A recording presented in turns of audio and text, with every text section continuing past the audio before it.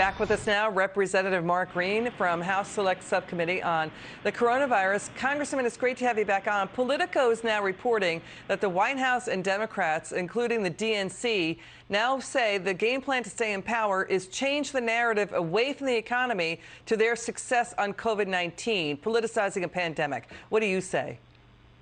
I say their success has been a complete failure. I mean, they're not addressing still shortages with testing materials, the issue of immunity, natural immunity versus vaccines. They want to continue to push vaccines when now the data is pretty clear. The science is very clear. Natural immunity is just as good as vaccine immunity. And the study out of Israel says it's as much as 27 times more. So these guys are going in the wrong direction on the pandemic. They went on the wrong direction in Afghanistan. They're wrong on the southern border. They're wrong on the economy. All they can do is spin. That's their best hope, Liz. You know, the vaccine mandate that the president wants for businesses, it could end up in a Supreme Court fight. OSHA is submitting the initial text already. The White House press secretary is saying the president will override the Republican governors of Texas and Florida who want to ban and stop vaccine mandates inside their states. Let's watch Florida Governor Ron DeSantis here. So I think the coercion is just totally wrong. I think it's destroying trust in public health to the extent that there was still trust left over after all the stuff that's been done. But I think it's really, really negative, and I think you're going to end up driving people away. You know, the thing is, Congressman, correct us if we're wrong. Everybody talks about that 1905 Supreme Court decision.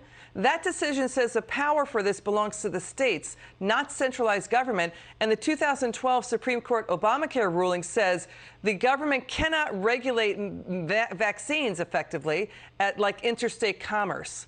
So how is this going to be constitutional?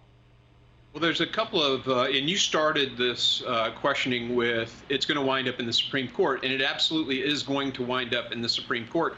California judges have already ruled that the vaccine mandate is appropriate, and then you've got Texas judges that are basically blocking United Airlines from firing people over the vaccine mandate. So this will wind up being solved or decided by the Supreme Court.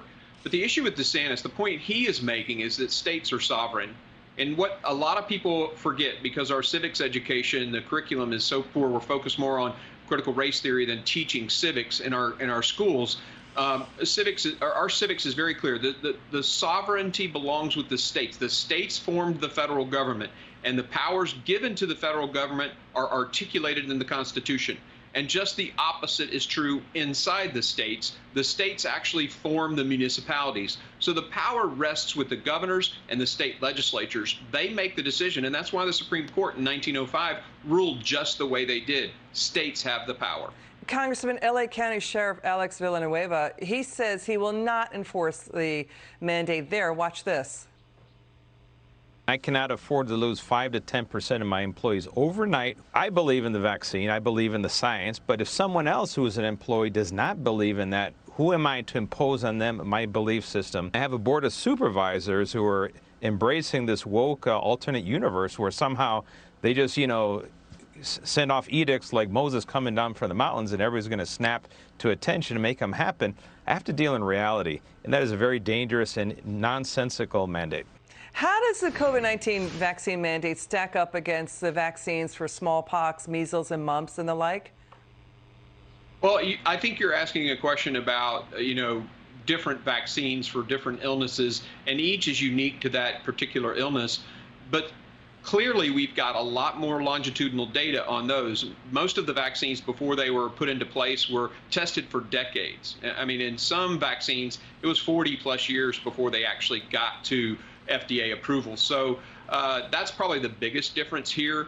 But, this guy's right. I mean, 10% of the force gone in a day. There are hospitals that are shutting down their labor and delivery wards because they are having to enforce this or are enforcing the mandate. It makes no sense. And you think about, I do a whiteboard Wednesday on my webpage every week, my Facebook page. And this week I'm talking about 600,000 military people that aren't vaccinated that may be kicked out. That's insane. The idea of that, I mean, you really can't be that stupid, but that's what Biden is saying. And the other thing, too, is it's that, the states enforce the vaccine mandates for smallpox and measles and the like.